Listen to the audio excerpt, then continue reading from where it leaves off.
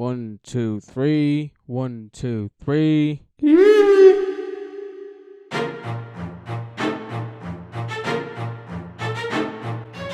Hey, glad to see you back. I'm noticing a lot of eyeballs are on me now, and it's a little bit spooky. Speaking of spooky stuff, let's just talk about Wednesday. Wednesday? Oh, now I know. If you're not familiar with Wednesday, she's a member of the Addams family. That family was created by Charles Addams. They had a television series that started in like 1964 and it kept going to 1998. And I'm quite shocked that I got the chance to watch that show back then. Welcome to the Addams family. How you do the Addams family? Come into the Addams family. Now let me tell you something about. Shut up. No one cares about you. Oh, no, thanks for watching, guys. I find watching TV shows is as painful as clipping your nails, and somehow you accidentally just clip your flesh. And sometimes there's a little hangnail that comes out and you can't get rid of it, and it's frustrating and painful. As usual, I had to find the time to watch the show. All of it. At once. So I spent almost 8 hours watching this show. Here's the thing. My 13-year-old me hated Wednesday's guts. No reason, by the way. But this Netflix version of her, I liked. I think this is the closest we'll ever get to another Tim Burton Batman. This show has Tim Burton written on every shot. It's crispy and vibrant, sharp with the editing. Tim directed 4 episodes and it kept me sane for a minute, but the next 4 episodes made me lose brain cells. They're built for this Jericho guy from the get-go, and when we actually meet him, they kill him faster than Kanye's cognitive skills. Every human being has something of value that they brought to the table.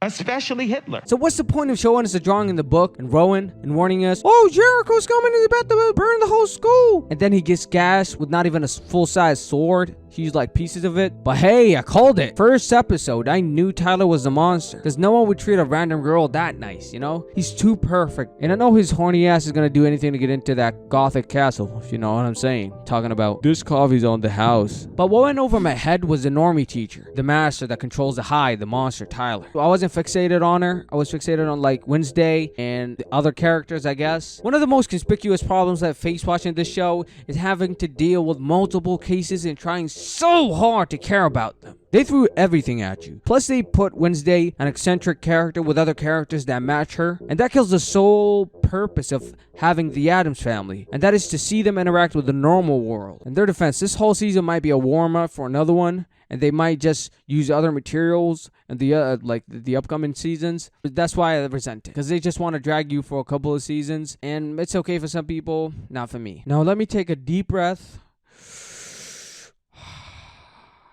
And be positive. Let's talk about the positive stuff. It's going to be hard. Because all I have are negative thoughts. What I loved about this show is the color coordination. You got the blue, you got the blacks, you got the pinks, you got the reds. All beautiful. It's all beautiful. And I've noticed some Greek mythology adaptations. Ajax was inspired by Medusa. The cartoonish style they picked, maybe not overly critical of the CG. They've matched the monster to the show's tone so it doesn't pull you out of it. The music was, oh my god, can you just please shut up? Almost perfect. The harpsichord just hits different. They've used soundtracks that gives this Hogwarts atmosphere, and I kind of liked it, but the further I went with the show, I built this resistance towards it because it felt too familiar to me. If they played a little with other instruments, just to pivot from that Hogwarts vibe, because it felt like I was watching Enola, and I hate her second movie, so I don't want to watch more of her. Oh, hello, I shall find Sarah Chaplin. Look at me, I'm Enola. All I do is talk to the camera, because I'm annoying. Get your good. Cinematography and the acting are impeccable. Stefan Persson and David Lanzenberg definitely left their mark on this show. But from what I noticed, the first 4 episodes that David Lanzenberg filmed were way better than the ones that Stefan shot. But taking the whole image into consideration, I think the whole show is just beautiful. This show as a whole is not a remake. It's a continuous journey to see those characters grow and get out of their own bubble. And some people might not like it, and it's fine. It's not for everyone. I didn't like it that much because if your main goal to bring the old fans back, I don't think that's the best way. And I think that's a mistake. But if your plan is to bring the new generation, I think this is the best creative decision yet. So my final rating for this show is a 7. And after watching the show, I needed at least a day to kind of let those memories marinate inside my head so I can actually justify why I don't like this show or why do I like this show. I feel like this show was almost perfect. It had everything entertaining about the characters, everything intriguing. I wanted to know about the Nightshades and Enid, everything. I wanted to know everything about the characters, and the writing was funny. funny. Everything was funny about the show. This show is playful. This show is playful, and I like it. What I've learned watching the show is I have no patience, and I must discipline myself doing anything in life so I can be the person I've always dreamed to be. I hope you took something from this video. Every second counts, so make it worth a while.